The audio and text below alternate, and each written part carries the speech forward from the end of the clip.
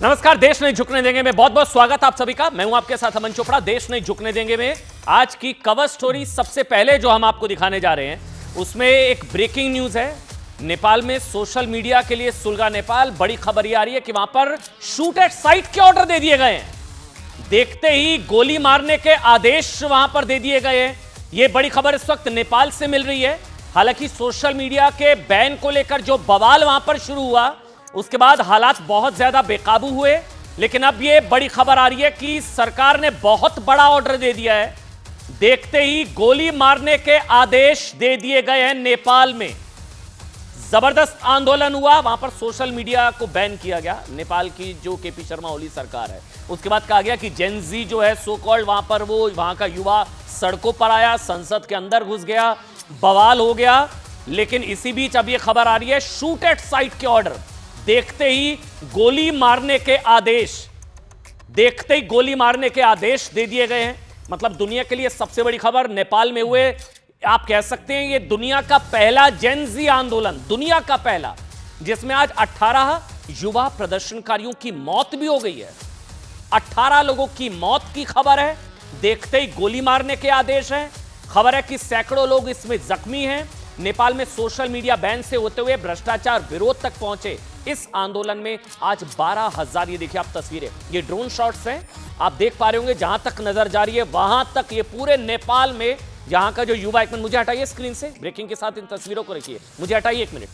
आप इन तस्वीरों को देखिए, ये एक्सक्लूसिव ड्रोन शॉट्स हैं जिसमें आप एक दिखाइए एक बार तस्वीरों को, ये देखिए आप।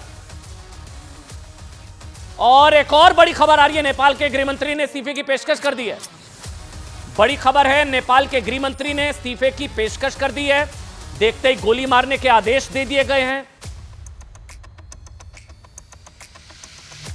और नेपाल के गृहमंत्री ने भी इस्तीफे की पेशकश कर दिया। हमारे साथ मेरे सहयोगी जो है रवनेश निकट इस वक्त मेरे साथ हैं। गृहमंत्री के इस्तीफे की पेशकश,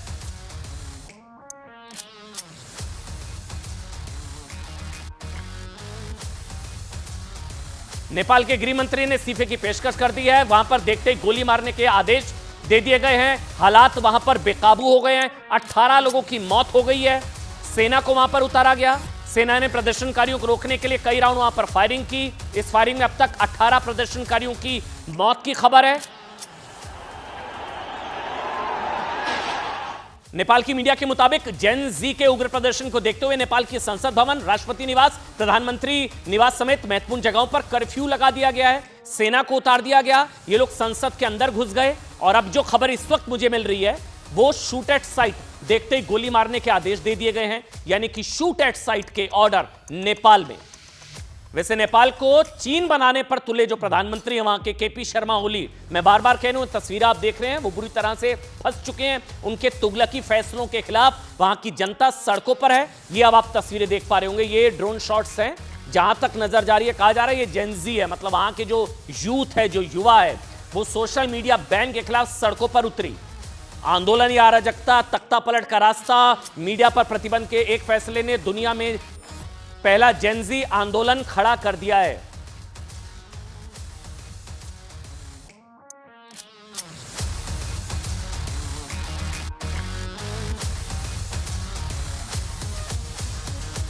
अराजकता की यह तस्वीर, जब प्रदर्शनकारी वहां की संसद में घुस गए, वो तस्वीर आप आपको दिखाएंगे। हिंसा, आगजनी, तोड़फोड़ से होते हुए आंदोलन में अब तक जो जानकारी है 18 लोगों की मौत हो चुकी है। मतलब एक बार को आप हैरान हो रहे होंगे कि सोशल मीडिया से बैन पर देश में आग लगाने वाले ये लोग कौन है। वहां के यूथ हैं, क्रांति है, ये क्राइम कर रहे हैं, मतलब जिन्हें जान देना मंजूर है, लेकिन एक पल भी अपनी डिजिटल नेटवर्किंग से हटकर रहना इन्हें मंजूर नहीं है। इसलिए नेपाल में जेनजी सीधे सरकार के खिलाफ सड़कों पर उतर आए हैं। 18 की मौत हो चुकी है। 100 से ज्यादा प्रदर्शनकारी जख्मी हैं। नेपाल के कई इलाकों में झड़पें हुई हैं। काठमांडू, ये देखिए आप तस्वीरें, ये देखिए आप, वहां पर सेना को उतारा गया। ये प्रदर्शनकारी संसद के अंदर घुस गए। काठमांडू में कई इलाकों में कर्फ्यू लगा दिया गया। फिर सेना वहां पर ग्राउंड पर उतरी। नेपाल संसद भवन के गेट को प्रदर्शनकारियों ने आग लगा दी। नौबत यहां तक आ गई कि प्रदर्शनकारियों को काबू में करने के लिए सरकार को सेना बुलानी पड़ी है। और अब जेनजी का आंदोलन सिर्फ सोशल मीडिया प्लेटफॉर्म की बहाली तक सीमित नहीं है, बल्कि अब करप्शन और बेरोजगारी को लेकर प्रधानमंत्री के इस्तीफे की मांग भी की जा रही है। मैं आपको बताता हूं, दरअसल नेपाल की जो केपी शर्मा ओली सरकार ने, अब सुनिएगा, 6 देशों के कुल 26 सोशल मीडिया प्लेटफॉर्म को ब्लॉक कर दिया, बैन कर दिया। ये से सोशल मीडिया बैन किया गया, उसके बाद वहां पर मतलब ऐसा कहा जा रहा है कि कहीं तख्ता पलट ना हो जाए, वहां पर ऐसे हालात हो गए। 18 की मौत हो गई, संसद के अंदर वहां के लोग घुस गए। 17 ऐप जो हैं वो हैं ऐसे सबसे ज्यादा अमेरिका के 17, चीन के 3, रूस और वियतनाम के 2, जापान जर्मनी के 1 ऐप को ब्लॉक किया गया। इस फैसले के पीछे सरकार ने वजह बताई कि साहब 26 सोशल मीडिया प्लेटफॉर्म नेपाल में रजिस्टर्ड नहीं थे, इसलिए उन्हें बैन कर दिया गया। ये जो वजह बताई गई कि 26 सोशल मीडिया प्लेटफॉर्म नेपाल में रजिस्टर्ड नहीं थे, इसलिए उन्हें बैन किया गया। कल एक बयान में ओली सरकार ने कहा कि वो विचार और अभिव्यक्ति की स्वतंत्रता का सम्मान करती है, लेकिन नेशन फर्स्ट, देश पहले है, और सरकार उससे कोई कॉम्प्रोमाइज नहीं करेगी। रजिस्टर्ड नहीं है ये सारे जो एप्स हैं, लेकिन नेपाल की जेन जी मतलब यूथ, जनरेशन नेक्स्ट यूथ, सरकार के इस फैसले से बहुत नाराज, क्रोध, युद्ध जैसे हालात, वहां पर मिनी युद्ध कह लीजिए। संसद के अंदर प्रदर्शनकारी घुस गए। उनका कहना है कि नेपाल की युवा जनता के लिए यह बैन 1 महीने के अलावा और कुछ नहीं है। वास्तव में सरकार ने यह फैसला इसलिए लिया है क्योंकि इससे केपी शर्मा ओली सरकार अपने विरोध में उठने वाली आवाजों को दबा सके। मतलब सोशल मीडिया में जो उनके खिलाफ आक्रोश है, सोशल मीडिया बैन कर दिया गया। वहीं अच्छा भी अलग अलग तस्वीरें भी देखिएगा। संसद में घुसने की कोशिश, प्रदर्शनकारियों पर आंसू गैस, संसद परिसर में आगजनी। ये जो नीचे आप तस्वीर देख रहे हैं ये संसद भवन की है। वहां के संसद भवन के अंदर ये लोग घुसने की कोशिश, आगजनी, और उस तरफ फायरिंग भी प्रदर्शनकारियों पर। 18 की मौत हो चुकी है। अच्छा हाँ, प्रदर्शनकारी ये भी मानते हैं कि करप्शन के खिलाफ विदेशों में आंदोलन हुए हैं और इन आंदोलनों में सोशल मीडिया की बहुत बड़ी भूमिका रही है। ये हालात इसलिए केपी शर्मा ओली सरकार ने 26 सोशल मीडिया प्लेटफॉर्म को बैन कर दिया है। ये 4 अलग अलग तस्वीरें। पहली तस्वीर संसद में घुसने की कोशिश, उसके बाद सड़कों पर आर्मी उतारी गई। ये देखिए संसद में घुसने की कोशिश। उस तरफ आप देखेंगे फिर आंसू गैस के गोले। नीचे आप देखेंगे ये सबसे खौफनाक तस्वीर है। हमने ये शायद बांग्लादेश में भी ऐसा देखा था जब वहाँ पर कट्टरपंथी घुस गए थे, श्रीलंका में भी देखा था, पाकिस्तान में इमरान खान के साथ क्या हुआ था वो भी देखा। अब ये नेपाल, मतलब भारत के जो 4 पड़ोसी एक तरीके से है ना, वहाँ पर स्थिति बहुत ज़्यादा बेकाबू हुई। बांग्लादेश में, श्रीलंका में, अब नेपाल में। इस सरकार के फैसले के खिलाफ सड़क पर क्यों उतर आई? ये भीड़ सोशल मीडिया पर बैन के खिलाफ इतना आक्रोशित कैसे कि संसद के अंदर घुस गए लोग। कुछ आंकड़ों के जरिए मैं आपको समझाता हूं। दरअसल आंकड़ों के मुताबिक नेपाल की आधी से ज्यादा आबादी सोशल मीडिया का इस्तेमाल करती है। आधी से ज्यादा आबादी, जेनजी का सोशल मीडिया के माहौल में बड़ा होना, इसके अलावा मैंने बताया आधी से ज्यादा आबादी उसका इस्तेमाल करती है। इस पीढ़ी का औसत स्क्रीन टाइम वहां पर जो है 4 से 8 घंटे का है। आधी से ज्यादा आबादी सोशल मीडिया, 4 से 8 घंटे। और नेपाल में जेनजी दिन का 25%, 25% हिस्सा सोशल मीडिया पर देता है। आप कहेंगे ये क्या बात हुई? मतलब अगर सोशल मीडिया पर बैन हो जाएगा तो थोड़ी ना अराजकता छेड़ दी जाएगी, देश के लोकतंत्र को आग लगा दी जाएगी। ऐसा तो नहीं होता ना। इसके पीछे की कहानी मैं आपको बताऊंगा। सीधे शब्दों में कहें तो नेपाल में हर पल करीब 20 से 25 लाख युवा सोशल मीडिया प्लेटफॉर्म पर एंगेज रहते हैं। यूट्यूब, फेसबुक, इंस्टा जैसे सोशल मीडिया प्लेटफॉर्म्स की कमाई का जरिया भी यहां के युवाओं का है। नेपाल के हजारों युवा सोशल मीडिया पर कंटेंट क्रिएटर बनकर इसे फुल टाइम करियर के रूप में अपना चुके हैं। और ये देखिए उस तरफ जो तस्वीरें चल रही हैं, जहां तक नजर जा रही है। और ये क्या तख्ता पलट का रास्ता है? आंदोलन या अराजकता, तख्ता पलट का रास्ता। मतलब नेपाल में जेन जी के गुस्से की वजह सिर्फ उनका सोशल मीडिया प्रेम नहीं है और अभिव्यक्ति की आजादी नहीं है, बल्कि रोजी रोटी का जरिया खत्म होना भी हो सकता है, जो लोग बता रहे हैं। इसलिए वहां का युवा देखिए स्कूल ड्रेस में है, कॉलेज की ड्रेसेस में है, हाथों में झंडे हैं, कई जगह आगजनी हुई है, तोड़फोड़ हुई है, हिंसा हुई है, आंसू गैस के गोले छोड़े गए हैं। 18 प्रदर्शनकारियों की मौत हो चुकी है। संसद के अंदर भी प्रदर्शनकारी घुस गए। सुनिए। As I was going out, I saw a lot of people showing up to this protest. And what happened was, me as an individual, me as a Nepali citizen, something came up to me. So me and my friends, we decided to come to the protest. And before coming to the protest, I feel like I've become a different person in a different sense after witnessing whatever that's happened in the protest. And it saddens me to see that how the people we're protesting against do not care about us. Up to date, 5 people have already lost their lives. अब सवाल यह कि नेपाल में दुनिया का ये पहला so called Gen Z आंदोलन अचानक शुरू हुआ, ये दुनिया का पहला है, या फिर कोई इसके पीछे भी कोई प्लान्ड टूलकिट है, कोई सुनियोजित साजिश है, अचानक से एक साथ सबको गुस्सा आया और इतने प्री प्लान तरीके से सारे देश के युवा सड़कों पर उतर आए। ये युवा क्या अचानक सड़कों पर आए या कोई इन्हें भड़काकर किसी तरह से इनको मोबिलाइज किया गया? क्या नेपाल के युवा सिर्फ सोशल मीडिया बैन से सुलग गए या फिर इसके पीछे कोई इनसाइड स्टोरी है, कुछ और है? सबसे बड़ा सवाल यह है साहब, ये जो तस्वीर हम देख रहे हैं संसद के अंदर ये जो घुस गए, अचानक हजारों युवाओं का नेपाल की, ये देखिए आप, वो उस तरफ संसद भवन पर हमला जो हुआ है, संसद भवन पर ये पहुंचे कैसे? इस आंदोलन का कोई नेता, कोई चेहरा नहीं है। चौथा बड़ा सवाल ये है कि जेन जी जो सोशल मीडिया के सारे एक दूसरे से जुड़ी हुई थी, वो इंफॉर्मेशन हब प्लेटफॉर्म्स के बंद हो जाने के बाद भी संगठित कैसे हो गए? मतलब सोशल मीडिया बैन हो गया, अब सोशल मीडिया कनेक्ट जो था वो खत्म हो गया, फिर भी सारे एक साथ मोबिलाइज कैसे हुए? अब ये इतने सारे ऐसे, इतने हिंसक, इतने आक्रोशित संसद के अंदर घुस गए। 20 की मौत हो गई है, अभी अभी बता रहे हैं मेरे को पीसीआर से, मेरे प्रोड्यूसर अब बता रहे हैं 20 की मौत हो गई है, 20 की मौत हो गई है। देखते ही गोली मारने के आदेश प्रदर्शनकारियों को, और सभी मुझे अभी अभी पता लगा आंकड़ा बढ़ गया है, 20 लोगों की मौत हो गई है, 250 से ज्यादा जख्मी हैं। ये दुनिया के सो कॉल्ड पहले जेनजी आंदोलन के पीछे हम लोग सवाल पूछ रहे हैं साहब कि ये स्वतः आंदोलन है, कोई डीप स्टेट है? अब डीप स्टेट क्या है? मतलब क्योंकि वहां पर 20 लोगों की मौत हो गई है, 20। पाकिस्तान में क्या हुआ, बांग्लादेश में क्या हुआ, श्रीलंका में क्या हुआ, अब नेपाल में क्या हो रहा है? भारत के जितने पड़ोसी हैं वहां क्या है? कोई डीप स्टेट की इन्वॉल्वमेंट है क्या? अब डीप स्टेट वो लोग या संगठन जो होते हैं जो जनता की नजर में आए बिना पीछे से अपने हितों के लिए किसी देश को तोड़ने का काम करते हैं, किसी देश को घुटनों पर लाने का काम करते हैं, किसी देश की सरकार को गिराने का काम करते हैं, किसी देश की सरकार को या राजनीति को प्रभावित करते हैं। डीप स्टेट अलग अलग तरीके से लोगों में उनके ही देश के खिलाफ असंतोष पैदा करते हैं। अब मैं सवाल इसलिए पूछ रहा हूं, क्या सिर्फ सोशल मीडिया बैन से इतने बुरे हालात हो गए? क्या सिर्फ सोशल मीडिया बैन युग में पली बढ़ी पीढ़ी इतना आक्रामक हो गई कि संसद पर हमला कर दिया, 20 लोगों की मौत हो गई, अपने देश के लोकतंत्र पर हमला कर दिया सिर्फ सोशल मीडिया बैन? क्योंकि नेपाल की सरकार ने सुप्रीम कोर्ट के उस ऑर्डर के बाद फेसबुक, इंस्टा, यूट्यूब जैसी सोशल मीडिया कंपनियों पर बैन लगाया था 26, जिन पर आरोप है कि वो नेपाल में मनमानी कर रही थी और साइबर अपराधों के बावजूद संज्ञान नहीं ले रही थी, और सरकार के कहने के बाद भी 7 दिन में रजिस्ट्रेशन नहीं कराया था।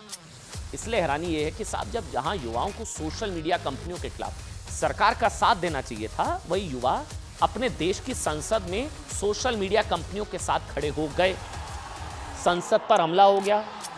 आज जिस तरह नेपाल में सोशल मीडिया बैन आंदोलन का ट्रिगर पॉइंट था, आपको याद होगा क्या क्या हो चुका है साहब। यहां क्या ट्रिगर पॉइंट था जिसमें यूथ था, युवा को आगे किया गया, वो ट्रिगर पॉइंट था क्या?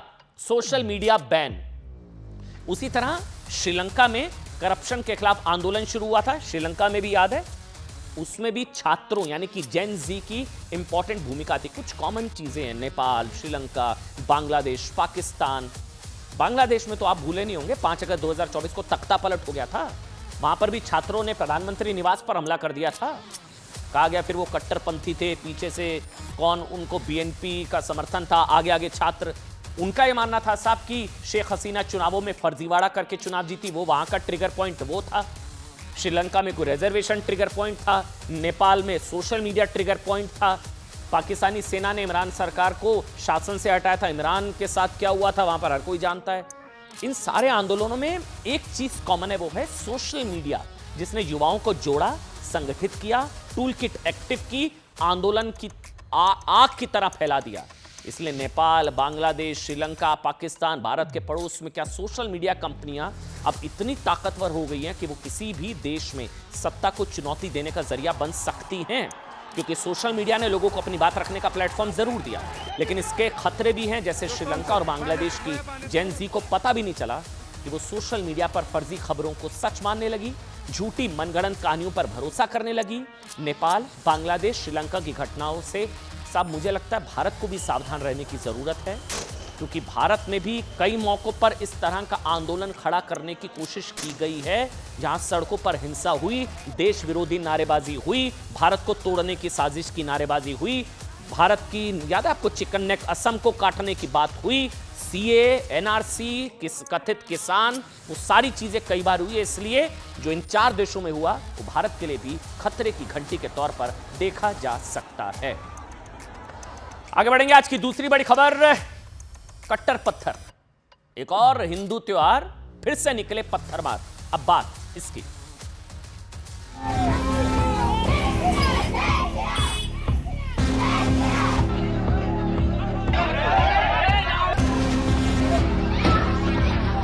दोषियों को दंडित किया जाए और जन सामान्य को, इनोसेंट लोगों को कोई परेशानी ना हो, ये सुनिश्चित करना हमारा सबका काम है।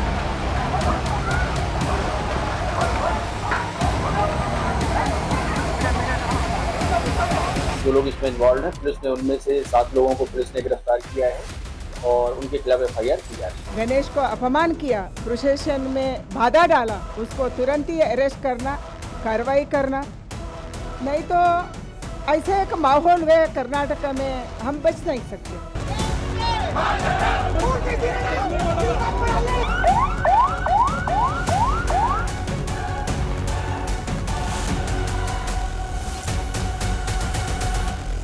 It is now controlled. Police have already arrested few people and everything is under control. सब हालात ऐसे हो गए जैसे हिंदू त्योहारों पर पत्थरबाजी न्यू नॉर्मल हो गई है। न्यू नॉर्मल समझ रहे हैं आप? जब नहीं होती तो खबर होती है। यकीन मानिए ये हालात हो चुके हैं। एक और हिंदू त्योहार फिर से निकले पत्थरमार। हिंदू त्योहारों पर कब तक होगा प्रहार, पथराव के शिकार? ये सनातन के खिलाफ शैतानी साजिश कब खत्म होगी? मतलब एक ऐसी सोच साफ जो उत्तर से लेकर, ये देखिए अब आप तस्वीरें, मैं कह रहा हूं साल बदलते हैं, शहर बदलते हैं, त्योहार बदलते हैं, कभी गणपति विसर्जन, कभी दुर्गा मूर्ति विसर्जन, कभी ये कभी वो, अब बप्पा के भक्तों पर पत्थर। सब कुछ बदलता है, एक तस्वीर नहीं बदलती। पत्थरबाजी, कट्टरपंथी सोच, नफरत, ये सारी तस्वीरें उसी कट्टरपंथी सोच की है। मैं कह रहा हूं शहर अलग अलग है। आप देखिए कर्नाटक, मांड्या, बुरहानपुर, उज्जैन, शहर अलग अलग है, सोच वही है। हिंदू आस्था के खिलाफ सोच एक जैसी है। मांड्या में क्या हुआ? कर्नाटक, गणेश विसर्जन के दौरान जुलूस मस्जिद के सामने से निकलने का, बप्पा के भक्तों पर पत्थरबाजी शुरू। मध्य प्रदेश के उधर बुरहानपुर में क्या हुआ? गणेश विसर्जन के दौरान हनुमान चालीसा का पाठ करने वालों पर पत्थर बरसाए गए। मध्य प्रदेश के ही उज्जैन, नीचे उस तरफ, उज्जैन में गणेश विसर्जन के दौरान क्या हुआ था कि लव जिहाद से सावधान करने वाली झांकी निकाली गई। पथराव, हंगामा, हिंसा। आज से ठीक 15वें दिन, अभी तो आप सोचिए ना, मैं तो कह रहा हूं अब हिंदू त्योहारों पर पत्थरबाजी न्यू नॉर्मल हो गई है क्या? अभी तो हमको डर है, अभी तो नवरात्र आने वाले हैं, नवरात्र, फिर अगले 1.5 महीने फिर दशहरे का जश्न मनेगा, छठ पूजा का महापर्व, दिवाली के दीपों से देश जगमगाएगा। ये तस्वीरें तनाव देने वाली हैं। ये तस्वीरें सबके मन में, मतलब आप समझिए, डर पैदा करने वाली हैं। गणेश विसर्जन के दौरान जिस तरह की तस्वीरें आ रही हैं वो चिंता बढ़ाने वाली। आप जानते हैं मांड्या में क्या हुआ? ये जो पहली तस्वीर है, गणपति विसर्जन के दौरान जबरदस्त हंगामा हुआ। कल रात की घटना है। क्या हुआ था? जब बड़ी संख्या में, एक बार ये तस्वीरें देखिए, पहले मुझे ये तस्वीरें देखिए।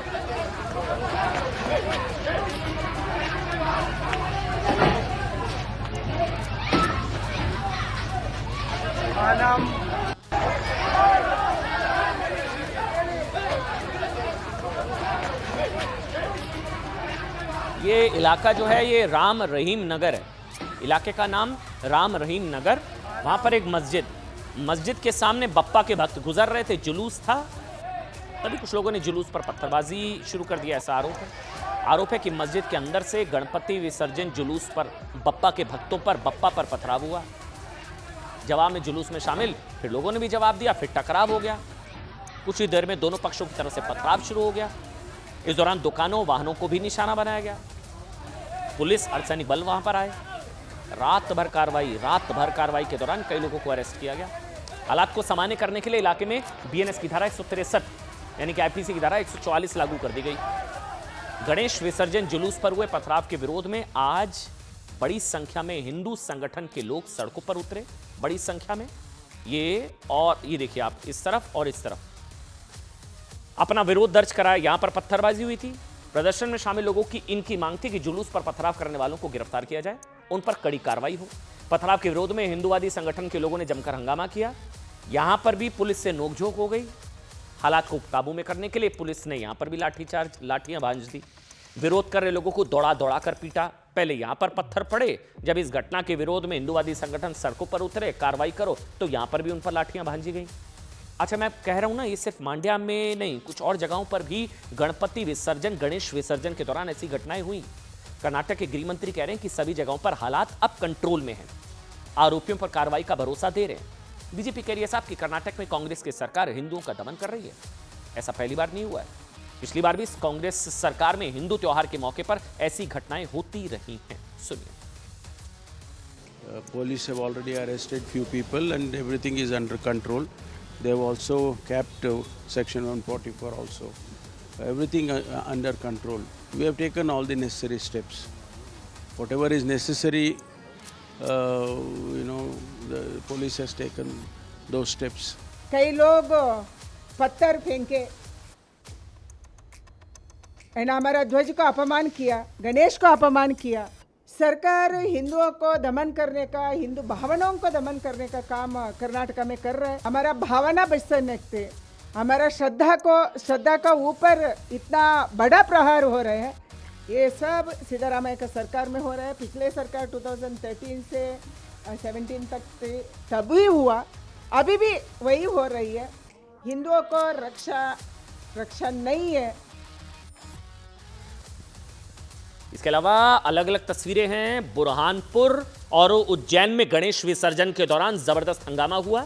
जुलूस पर पथराव के बाद हुई झड़प में कई लोग जख्मी हुए हैं। पुलिस ने कार्रवाई करते हुए लोगों को गिरफ्तार भी किया है। ये दो तस्वीरें हैं, उज्जैन और उधर बुरहानपुर, माफ करिएगा।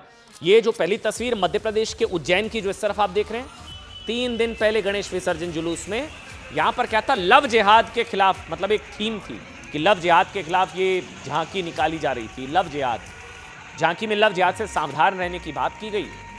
लोग अपसेट हो गए, मुस्लिम समुदाय के लोग भड़क गए, हंगामा हुआ, पुलिस पर भी पथराव हुआ। अब इस मामले में केस दर्ज करके कार्रवाई जुटी हुई है। दूसरी तरफ मध्य प्रदेश के बुरहानपुर में, वहां पर भी क्या हो रहा था, गणपति जुलूस, वहां पर भी पथराव की खबर आ रही है। सुनिए। गणेश जी की मूर्ति के विसर्जन के समय पथराव हुआ। उसके बाद गांव में एक तनावपूर्ण परिस्थिति पैदा हुई। पिछले साल भी इस प्रकार का घटनाक्रम हुआ। तब भी मैंने प्रशासन से कहा था कि अगर दोषियों के खिलाफ हम सख्त कार्रवाई नहीं करेंगे तो ऐसे घटनाओं का रिपरकशन बार बार होगा। ऐसा हनुमान चालीसा चालू हो गया, मतलब खत्म हो गया, तो हम जाने लगे। उतने में उन लोगों ने मतलब रोका और डायरेक्ट लड़ चालू कर दिए। उसमें मेरे को एक लड़ करके मैं उनको समझा रहा था। मेरे साथ में पुलिस वाले भी थे, मेरे साथ में पूरे पुलिस वाले की धार थी, लेकिन उसको प्रशासन को भी नहीं मान रहे थे वो लोग। डायरेक्ट मेरे को लड़ मार दिया। उसके बाद में जो मतलब तलवारें निकाले उन्होंने, कुछ लड़ निकाले और फिर मैं हाल हो गया। और उधर आपको बता दें, कश्मीर में जो अशोक चिन्ह को तोड़ा गया, जो पत्थरों से हमला किया गया, उसकी गूंज बिहार चुनावों में भी सुनाई दे रही है। गठबंधन बुरी तरह से क्या फंस गया है, अब बात इसकी है। एम्बलम लगना चाहिए था या नहीं लगना चाहिए था, पहले तो वो सवाल बनता है।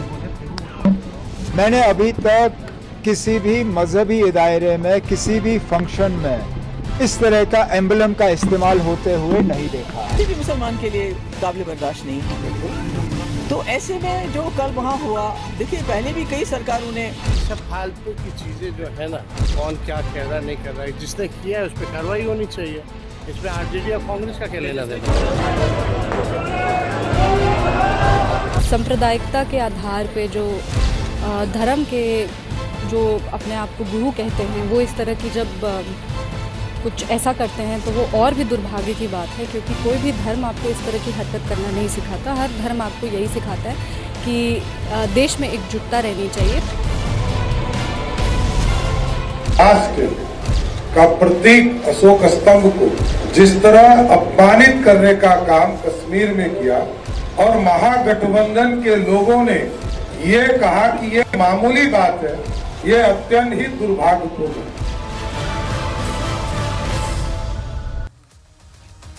2 दिन पहले जम्मू कश्मीर की हजरत बल दरगाह में कट्टरपंथियों की भीड़ ने जिस तरह से भारत के मान सम्मान, देश के प्रतीक अशोक एम्बलम, अशोक चिन्ह को कट्टरपंथ के पत्थरों से तोड़ा ना, अब वो मुद्दा बिहार में सुनाई दे रहा है साहब। बिहार चुनाव में कांग्रेस के लिए मुश्किल या बैकफायर कर सकता है। क्यों, मैं समझाऊंगा। क्योंकि कांग्रेस की सहयोगी नेशनल कॉन्फ्रेंस के विधायक या उमर अब्दुल्ला खुद इसको सही बता रहे हैं, वो कवर फायर दे रहे हैं। मतलब इंडिया अलायंस की सोच क्या एक है इस चीज को लेकर, क्योंकि खुद जम्मू कश्मीर के मुख्यमंत्री उमर अब्दुल्ला ने सवाल उठा दिया है कि दरगाह में अशोक का एम्बलम, अशोक चिन्ह लगाया ही क्यों? अशोक चिन्ह को पत्थरों से तोड़ दिया। उमर अब्दुल्ला पूछ रहे हैं लगाया ही क्यों? उमर अब्दुल्ला कौन? ये तो इंडिया अलायंस का पार्ट। उमर अब्दुल्ला का कहना है कि उन्होंने आज तक कभी किसी भी धार्मिक स्थल में राष्ट्रीय चिन्ह लगा हुआ नहीं देखा। उमर अब्दुल्ला के इस बयान से समझा जा सकता है कि हजरत बल दरगाह में देश के सम्मान को पत्थर मार मार कर तोड़ने वाले जिन 56 आरोपियों को हिरासत में लिया गया है, उनके खिलाफ क्या और कितनी कड़ी कार्रवाई होगी। और सुनिए, नेशनल कॉन्फ्रेंस के अलावा जम्मू कश्मीर की दूसरी सबसे बड़ी पार्टी की नेता महबूबा मुफ्ती ने तो यहां तक कह दिया कि दरगाह में भारत का प्रतीक अशोक चिन्ह शिर्क मतलब मजहबी अपराध है, मजहबी अपराध, अशोक चिन्ह, और मुसलमान ये कभी बर्दाश्त नहीं करेगा। महबूबा के इस बयान का मैसेज क्लियर है कि वो अशोक चिन्ह को तोड़ने वालों को खुला समर्थन दे रही है, खुला। इसके अलावा महबूबा मुफ्ती ने यहां तक कह दिया कि राष्ट्रीय चिन्ह को तोड़ने वालों पर कार्रवाई गलत है, उनके खिलाफ कोई कार्रवाई नहीं होनी चाहिए, बल्कि कार्रवाई उन लोगों पर होनी चाहिए जिन्होंने दरगाह में अशोक चिन्ह वाला बोर्ड लगवाया। ऐसे लोगों को ईश निंदा कानून के तहत सजा मिलनी चाहिए। लोग भूल जाते हैं इस तरह का कानून वहां है सीमा पार, यहां ईश निंदा ऐसा नहीं है। पहले आपको कट्टरपंथियों का समर्थन करने वाले उमर अब्दुल्ला और महबूबा मुफ्ती का बयान दिखाते हैं, फिर आपको बताएंगे श्रीनगर में राष्ट्रीय चिन्ह का अपमान कैसे बिहार में बड़ा मुद्दा बन सकता है। अशोक चिन्ह पर हमला, क्या बिहार लेगा बदला? बात इसकी करेंगे, लेकिन पहले बयानों को सुनिए आप। भी मुसलमान के लिए काबिल बर्दाश्त नहीं है। तो ऐसे में जो कल वहाँ हुआ, देखिए पहले भी कई सरकारों ने, आप इस किस्म का कोई ऐसी चीज़ गुस्ताखी करेंगे जिससे जम्मू कश्मीर के लोग, खुसूसी मुसलमानों के जो जज्बात हैं वो मजरूह हो गए हैं, बहुत तकलीफ हुई है। और उस पर तुर रहा ये कि जो लोग जज्बात में आके जिन्होंने वहाँ तोड़ फोड़ की उस बोर्ड के साथ एक कोई उन्होंने जो एम्बलम है उसके साथ वो उसके खिलाफ नहीं है, बल्कि जिस एम्बलम की इस वक्त जो एक हमारे मजहब में बुत परस्ती का जो के खिलाफ हमारा मजहब है, तो वो उसके खिलाफ लोग थे कि ये क्यों लगा वहाँ पर। एम्बलम लगना चाहिए था या नहीं लगना चाहिए था, पहले तो वो सवाल बनता है। मैंने अभी तक किसी भी मजहबी दायरे में, किसी भी फंक्शन में इस तरह का एम्बलम का इस्तेमाल होते हुए नहीं देखा है। अच्छा, अब इसको इस तरह से समझिए, बीजेपी क्या कह रही है? बीजेपी कह रही है कि अशोक चिन्ह पर प्रहार ये बिहार की आत्मा पर वार है, बिहार की आत्मा पर वार है ये, और बिहार के लोग इसे बर्दाश्त नहीं करेंगे। अशोक चिन्ह, सम्राट अशोक, बिहार के गौरव। बीजेपी के नेता हैं दरख्शा अंद्राबी, उन्होंने तो इसे आतंकवादी कृत्य बता दिया, आतंकी कृत्य। लेकिन साहब फिर भी कांग्रेस के कई नेता उमर अब्दुल्ला का समर्थन कर रहे हैं कि दरगाह में जरूरत ही क्या थी अशोक चिन्ह लगाने की। आरजेडी ने भी देश के सम्मान को पत्थरों से कुचले जाने को छोटी मोटी घटना बताया। तेजस्वी यादव से पूछा, फालतू की बात कर, क्या फालतू का मुद्दा है ये? तेजस्वी यादव मतलब जिन लोगों को बात बात में लोकतंत्र, संविधान खतरे में दिखता है, उनके लिए राष्ट्रीय चिन्ह को पत्थरों से तोड़ देना छोटी मोटी घटना है, छोटी मोटी फालतू का मुद्दा है। मतलब मस्जिद, दरगाहों में देश के सम्मान की एंट्री बैन करने के पक्ष में है। अच्छा, ये मुद्दा बिहार में ना, मैं बता रहा हूं आपको, तीसरा ऐसा मुद्दा बन गया, तीसरा जो इंडिया अलायंस के खिलाफ जा सकता है। ये देखिए, पहले मां को गाली, प्रधानमंत्री नरेंद्र, कांग्रेस के मंच से 27 अगस्त को बिहार में आरजेडी कांग्रेस के मंच से मां को गाली दी गई, पहला सेल्फ गोल। अब देश के प्रधानमंत्री नरेंद्र मोदी की दिवंगत मां के लिए अपमानजनक शब्दों का इस्तेमाल हुआ। फिर बीच में देखिए, बीच में मां माटी, माटी मतलब बिहार की मिट्टी, उसको तो बीड़ी से तुलना केरल कांग्रेस ने। याद है ना, मां फिर माटी, बिहार की मिट्टी, बीड़ी, बी से बीड़ी, बी से बिहार, ये बीड़ी बम था। अब ये तीसरा, मां माटी के बाद महापुरुषों, मतलब आप समझिए कि अब बिहार के सबसे बड़े गौरव सम्राट अशोक की विरासत, बिहार देश का स्वाभिमान, देश का गौरव माने जाने वाले राष्ट्रीय चिन्ह अशोक एम्बलम को फिर जो है इंडिया अलायंस के एक पार्टनर उसको सही ठहरा रहा है। वो कह रहे हैं कि ये भी बिहार में मुद्दा है साहब, चोट पहुंचाई। तेजस्वी यादव कह रहे हैं हैरान करने वाला फालतू का मुद्दा है। आप समझ कर देखिए, बिहार के लोग समझ रहे हैं फालतू का मुद्दा। बिहार, आम बिहारी या बिहार के लोगों से पूछ कर दे, वैसे पूरे देश के गौरव हैं। लेकिन तेजस्वी यादव ने राष्ट्रीय चिन्ह अशोक स्तंभ का अपमान करने वालों, इसे पत्थर मार मार कर तोड़ने वाले कट्टरपंथियों के खिलाफ कार्रवाई की मांग को फालतू, उन्होंने कहा फालतू का मुद्दा है साहब। बीजेपी का आरोप है कि कट्टरपंथियों के आगे नतमस्तक तेजस्वी देश के सम्मान के साथ साथ बिहार के सम्मान को भी भूल गए हैं। अशोक एम्बलम राष्ट्रीय चिन्ह होने के साथ साथ बिहार की उस गौरवशाली विरासत का प्रतीक है जिसकी जड़ें सम्राट अशोक के शासन से जुड़ी थी। अशोक स्तंभ भारत की हजारों साल पुरानी सभ्यता का पुरातात्विक और जीवंत प्रमाण है। यह केवल भारत के लिए एक ऐतिहासिक धरोहर ही नहीं है, बल्कि राष्ट्रीय पहचान, गर्व का प्रतीक है, ऐसा माना जाता है साहब। अशोक स्तंभ भारत की आत्मा में बसा है। यह लोकतंत्र में न्याय, नैतिकता, समानता की भावना जगाता है। इतिहासकारों के अनुसार सम्राट अशोक का जन्म लगभग 304 ईस्वी पूर्व में हुआ था।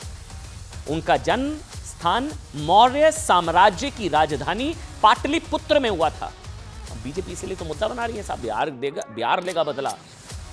आज के समय में वो जगह बिहार की राजधानी पटना है। बीजेपी के नेता हैं प्रदीप भंडारी। सोशल मीडिया पर जानते क्या लिखा? जैसा बाप वैसा बेटा। पिता ने महाकुंभ का अपमान किया, ये प्रदीप भंडारी वो लिख रहे हैं कि पिता ने महाकुंभ का अपमान किया, अब बेटा अशोक स्तंभ के अपमान को अप्रासंगिक बता रहा है, फालतू का। तेजस्वी यादव को शर्म आनी चाहिए। मैं नहीं कह रहा हूं, ये बीजेपी कह रही है। वहीं बिहार के उप मुख्यमंत्री सम्राट चौधरी ने तो बिहार और राष्ट्र के सम्मान पर महागठबंधन की चुप्पी पर सवाल उठा दिए। कह रहे हैं कि बिहार की जनता बदला लेगी और ये सब कुछ जानबूझकर हो रहा है। पहले मां को गाली, फिर माटी पर सवाल, बिहार बीड़ी, और अब महापुरुष सम्राट अशोक चिन्ह को पत्थरों से तोड़ा गया। बिहार की जनता बदला लेगी। सुनिए। ये सब फालतू की चीजें जो है ना, कौन क्या कह रहा नहीं कर रहा है, जिसने किया है उस पर कार्रवाई होनी चाहिए। इसमें आरजेडी और कांग्रेस का क्या लेना देना? राष्ट्र का प्रतीक अशोक स्तंभ को जिस तरह अपमानित करने का काम कश्मीर में किया और महागठबंधन के लोगों ने ये कहा कि ये मामूली बात है, ये अत्यंत ही दुर्भाग्यपूर्ण है, चिंता का विषय। उधर आपको बता दें, बिहार में वोटर शुद्धिकरण पर जितना शोर मचाया गया ना, अब जो खबर मैं आपको दिखाने जा रहा हूं वो वोटर लिस्ट में मिलावट की खबर पर जिस तरह का सन्नाटा पसरा हुआ है, बात अब उसकी करेंगे, शुद्धिकरण में मिलावट। आप एक बार को सोच कर देखिए, मैं सवाल पूछता हूं कि बिहार एसआईआर की ड्राफ्ट सूची में एक भी मुस्लिम परिवार के घर के पते पर 2-4 हिंदू वोटरों के नाम दर्ज हो गए होते तो आज क्या होता? मतलब एक मुस्लिम परिवार साथ रहता है, लेकिन वोटर लिस्ट में उस मुस्लिम परिवार के साथ साथ दो हिंदुओं के नाम जोड़ दिए गए तो आज क्या होता? पूरी एसआईआर प्रक्रिया को साजिश बता दिया जाता, लोकतंत्र, संविधान सब खतरे में आ जाता, साठगांठ ये वो शुरू हो जाता ना। वोट चोरी के टैग के साथ सोशल मीडिया पर इस खबर को वायरल कर दिया गया होता। अब तक लोकतंत्र, संविधान सब कुछ खतरे में आ चुका होता। लेकिन बिहार में अब सुनिएगा जो बता रहा हूं, एक 500 घर वाले हिंदू गांव में घर घर में औसतन बताया गया कि साहब 2 से 8 मुस्लिम वोटरों को फर्जी तरीके से जोड़ा गया। आरोप लग रहे हैं इस तरह के। 65 लाख फर्जी वोटरों के नाम कटने पर दिल्ली से लेकर बिहार तक शोर मचाने वाले ये नेता सोकॉल्ड सेकुलर ब्रिगेड इस खबर पर चुप है, सन्नाटा है। पूरी खबर सुनिए। चुनाव आयोग ने बिहार में वोटर लिस्ट के शुद्धिकरण के मकसद से एसआईआर कराया। कितने वोटर कटे? 65 लाख। फर्जी थे, मर चुके थे या पलायन हो चुका था? 65 लाख। माना जा रहा था कि 65 लाख फर्जी वोटरों का नाम कटने के बाद एसआईआर की ड्राफ्ट सूची अब शुद्ध हो चुकी है। दिमाग घूम जाएगा साहब जो बताऊंगा आपको। Super exclusive ground report. हम न्यूज 18 इंडिया के रिपोर्टर ग्राउंड जीरो पर गए। बिहार में एसआईआर की प्रक्रिया पूरी होने के बावजूद वोटर लिस्ट में फर्जी वोटर्स को उन्होंने पकड़ा, उन्हें सबूत मिला। यह है बिहार के मुजफ्फरपुर की खबर। जहां करीब 500 परिवार वाले एक हिंदू गांव में 100 से ज्यादा हिंदू घरों हैं, 100 से ज्यादा हिंदू घर हैं। वहां हर घर में बताया गया कि मुस्लिम वोटर्स की कागजी घुसपैठ हो चुकी है। कागजी, घर में रहता नहीं है कोई। हैरानी इस बात की है कि उस गांव में एक मुस्लिम परिवार नहीं है, एक, सभी परिवार हिंदू हैं। फिर भी उस गांव के हर घर के पते पर 2 से 4 मुस्लिम वोटर्स का नाम वोटर लिस्ट में एडेड है। अभी कैसे चकमा दिया, एसआईआर की टीम को कैसे चकमा दिया, चुनाव आयोग को कैसे चकमा दिया, एक बार मैं आपको उदाहरणों के साथ समझाता हूं। बिहार की राजधानी पटना से करीब 75 किलोमीटर दूर है मुजफ्फरपुर। यहां के सकरा विधानसभा क्षेत्र में कटेसर पंचायत में मोहनपुर टोला के एसआईआर में गड़बड़ी की खबर है। मोहनपुर टोला पूरी तरह से हिंदुओं की बस्ती है। हमारे देखिए आपको रिपोर्टर ग्राउंड पर नजर आ रहे हैं, वहां पर उस तरफ। मोहनपुर टोला में करीब 500 हिंदू परिवार हैं। इस मोहल्ले में भूमिहार वैश्य समुदाय के परिवार रहते हैं। गांव वालों का कहना है साहब कि यहाँ एक भी मुस्लिम परिवार नहीं रहता। फिर भी हमारे गांव की एसआईआर की ड्राफ्ट सूची में हर परिवार से मतलब 2-4 मुस्लिम वोटरों के नाम जो है जोड़ दिए गए हैं। अचानक मुस्लिम वोटर कैसे पैदा हो गए, इसकी रिपोर्ट जब आएगी तब आएगी, लेकिन रिपोर्ट में क्या कुछ निकल कर आया वो मैं आपको दिखाता हूं। केस स्टडी नंबर 1 ये देखिएगा। कामेश्वर ठाकुर ये स्वास्थ्य विभाग के रिटायर्ड कर्मचारी हैं। मोहनपुर टोला में पुश्तैनी मकान है इनका।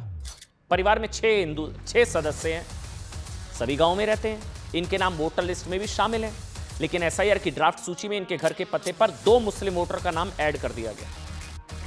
इसी तरह से और भी कई मामले सामने आए जहां कई हिंदू घरों में मुस्लिम वोटरों की घुसपैठ हुई है, लेकिन इसमें किसी तरह का कोई शोर मचाता हुआ नजर नहीं आया। सुनिए।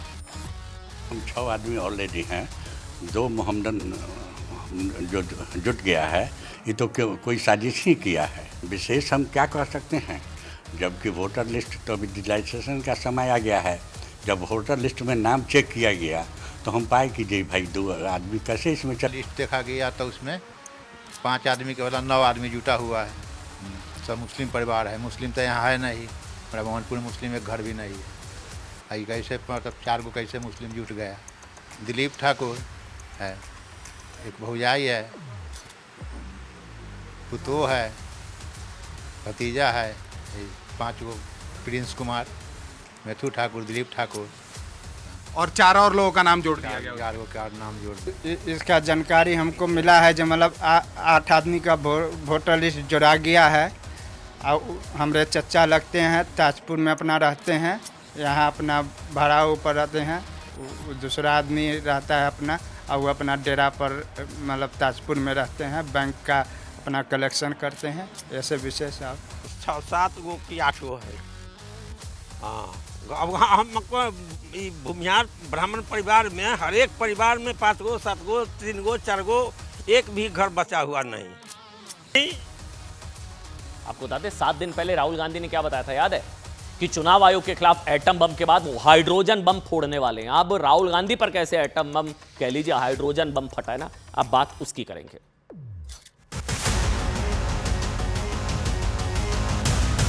जब जब देश पे कोई मुसीबत आती है, जब जब देश में कहीं किसी व्यक्ति की जरूरत होती है, उस वक्त राहुल गांधी देश से बाहर चले जाते हैं, विदेश में होते हैं। क्या इस तरीके से देश के लोगों की मदद करेंगे? सरकार आपकी है, आप करिए ना काम, आप करके दिखाइए ना काम। क्यों सारा सिस्टम ध्वस्त हो गया? क्यों आपके पास सारा इतनी परेशानी का सामना लोगों को करना पड़ रहा है? इससे यही स्पष्ट होता है कि राहुल के दिल में पब्लिक सर्विस नहीं, राहुल के दिल में पार्टी है। ये आम आदमी का फेलियर है, आम आदमी उस फेलियर से बचना चाहिए। असलियत में ये दोनों लोग फ्रॉड हैं। ये पंजाब के लोगों से वोट तो चाहते हैं पर सेवा नहीं करना चाहते। जब भी आपदा आती है राहुल गांधी हमेशा गायब पाए जाते हैं। सब वेकेशन पर विवाद हो गया है, बीजेपी ने मुद्दा बना लिया है। राहुल गांधी कहां हैं? फिर छुट्टी पर चले गए। बिहार में चुनाव की डेट शीट आने वाली है। कल देश में उपराष्ट्रपति का चुनाव है, उपराष्ट्रपति। हिमाचल पे, पंजाब समेत देश में कई हिस्सों में बाढ़ है भयानक। मोदी कल पंजाब जा रहे हैं। राहुल गांधी कहां हैं? ये तस्वीर बीजेपी ने जारी किया। वो बीजेपी के हिसाब से मलेशिया में छुट्टियां मना रहे हैं, ही इज ऑन वेकेशन। ऐसे समय में उनके वेकेशन पर विवाद भी बीजेपी करेगी। बीजेपी कह रही है साहब उन्हें पंजाब जाना चाहिए था, चले गए छुट्टियां मनाने मलेशिया। उधर आज ही खबर कंफर्म हुई है साहब, मैं दोबारा बताऊंगा। मोदी कल हिमाचल पंजाब दौरे पर जाने वाले हैं। वो एरियल सर्वे करेंगे हिमाचल, 3 बजे के आसपास पंजाब, फिर गुरदासपुर में बैठक। मोदी जी पंजाब, बीजेपी कार्यशाला में मोदी और मलेशिया में राहुल गांधी। मैं आपको बता दें, देश में कल उपराष्ट्रपति का चुनाव भी है, यह भी समझ कर देखिए। He is LOP, leader of opposition Rahul Gandhi. ऐसे समय में उनका सीन से गायब होना बीजेपी को मुद्दा मिल गया है। बीजेपी कह रहे हैं ऐसे ही, यही पार्ट टाइम पॉलिटिशियन है ये लोग। बिहार में चुनाव, कल उपराष्ट्रपति का चुनाव, पंजाब में बाढ़, राहुल गांधी जी वेकेशन पर। बीजेपी के हिसाब से हमें नहीं पता वेकेशन में गए हैं या किसी काम से गए, हम नहीं कंफर्म कर सकते। अब बीजेपी का पूरा फोकस कल होने वाली उपराष्ट्रपति चुनाव पर है। इसके लिए बीजेपी की 2 दिनों की कार्यशाला चल रही है। वो जो तस्वीर हम आपको दिखा रहे हैं, मोदी की कार्यशाला की सबसे पिछली अंतिम पंक्ति पर बैठे दिखाई दिए। ऐसे वक्त ये देखिए, ये भी तस्वीर आज बड़ी वायरल है, बहुत चर्चा है कि प्रधानमंत्री Narendra Modi leading from the front, लेकिन जब बीजेपी कार्यशाला में अंतिम पंक्ति में बैठे हुए थे, अंतिम पंक्ति में। लीडर ऑफ ऑपोजिशन जो है राष्ट्रपति चुनाव में जीत की रणनीति की बजाय आउट ऑफ फोकस है। अच्छा, बीजेपी कह रही है कि साहब राहुल गांधी इस वक्त बिहार की चुनावी यात्रा की थकान मलेशिया में उतार रहे हैं। कुछ तस्वीरें भी बीजेपी ने जारी करी। कांग्रेस कह रही है कि ये गलत है, ऐसे नहीं करना चाहिए, आप लीक कर रहे हैं सारी चीजें। अब ये कहा जा रहा है कि बिना सिक्योरिटी लंकावी द्वीप पर एक सीक्रेट हॉलीडे पर है राहुल गांधी जी। लोकेशन लीक नहीं करनी चाहिए थी बीजेपी को। कांग्रेस इस बात से इंकार कर रही है कि राहुल गांधी मलेशिया में छुट्टियां मना रहे हैं। उल्टा कांग्रेस को परेशानी है कि साहब बीजेपी ने राहुल गांधी की लोकेशन का सीक्रेट क्यों ओपन कर दिया। वो तस्वीरें आ गई। इधर राहुल गांधी के कथित मलेशिया टूर को लेकर विपक्षी एकता में भी बाढ़ आ गई है, या बाढ़ में बह गई विपक्षी एकता। कैसे? राहुल गांधी के कथित मलेशिया दौरे से लोकसभा चुनाव में कांग्रेस के सहयोगी आम आदमी पार्टी बुरी तरह से चिढ़ गई। आम आदमी पार्टी कह रही है पंजाब बाढ़ से जूझ रहा है, राहुल गांधी मलेशिया में छुट्टियां मना रहे हैं। जब भी देश किसी मुसीबत में फंसा होता है, राहुल गांधी जी सैर सपाटे के लिए विदेश चले जाते हैं। आम आदमी पार्टी, कांग्रेस कह रही है कि पंजाब में बाढ़ के लिए भगवंत मान सरकार की लापरवाही जिम्मेदार है, और राहुल गांधी भले ही मैदान में ना हो, लेकिन उनके सिपाही तो मैदान पर डटे हुए हैं। मतलब कांग्रेस शायद ये कहने की कोशिश कर रही है कि राहुल गांधी भले ही मलेशिया में छुट्टी मना रहे हो, लेकिन कांग्रेस के कार्यकर्ता मैदान पर डटे हुए हैं।